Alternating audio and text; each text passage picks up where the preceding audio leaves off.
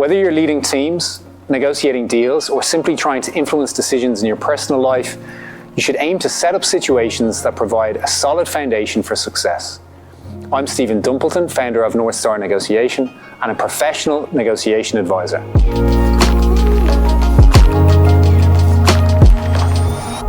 When it comes to negotiation, setting the table or creating the right conditions for success is key in shaping the final result. But what should you consider when setting the table? Let's dive into 4 key areas that I believe are crucial: people, objectives, control, and leverage.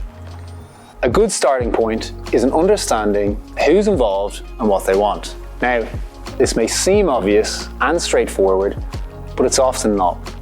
In high-stake negotiations, there are usually more players than just those directly engaged in conversation. Behind each negotiator is often a network of influencers and decision makers. Are there board members, advisors, family members, or agents pulling strings behind the scenes? The better you understand this web of influence, the more effectively you can appeal to their objectives. Beyond that, setting clear objectives is just as essential. It's important to define what success looks like, not just for you, but also for the other side. Too often, negotiators walk into a discussion without fully aligning on what they want and what they don't want. Now, this can lead to agreements that don't truly satisfy anyone's needs.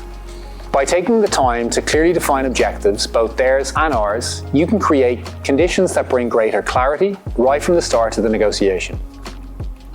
Who controls the time, the place, and the agenda? Now, this may seem like minor logistics, but all of these can have a big impact on the outcome of a negotiation. Think about timing. Scheduling a negotiation right before a busy period or before someone important is going away on annual leave may not be the best choice. And where the negotiation takes place, it also matters. Should it take place on neutral ground or at your office, maybe at their office, or maybe a virtual setting? Each location sends a message and can subtly influence the other party's thinking and, of course, their comfort levels. I found that people generally don't like surprises, so managing expectations early is an important consideration. A last-minute change to attendees or the agenda or timing might seem trivial, but all of these factors can create frustration, especially if you catch the other party off guard. And unless this is a deliberate tactic, well, these changes can then unsettle the actual negotiation. In negotiation, leverage often comes from each party's BATNA, best alternative to a negotiated agreement. The stronger your alternatives, the more power that you have, allowing you then to walk away if things aren't going your way. So how can you strengthen your BATNA before you get to the table? Well, start by identifying and developing viable alternatives. Think about researching other potential deals, building relationships in advance with different partners, and just exploring additional options that align with your goals and your objectives. The more options you have, the more confident you'll feel going into the negotiation.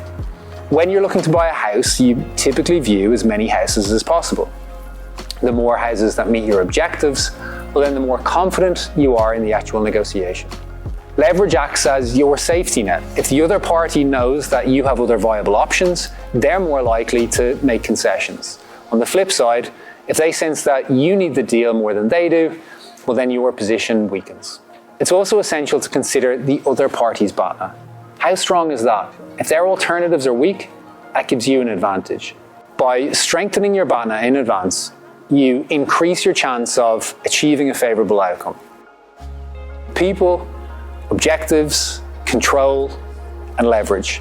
These are the building blocks of any successful negotiation preparation. Setting the table isn't just about being prepared, it's about strategically creating the right conditions where you're not just hoping for success, you are designing it.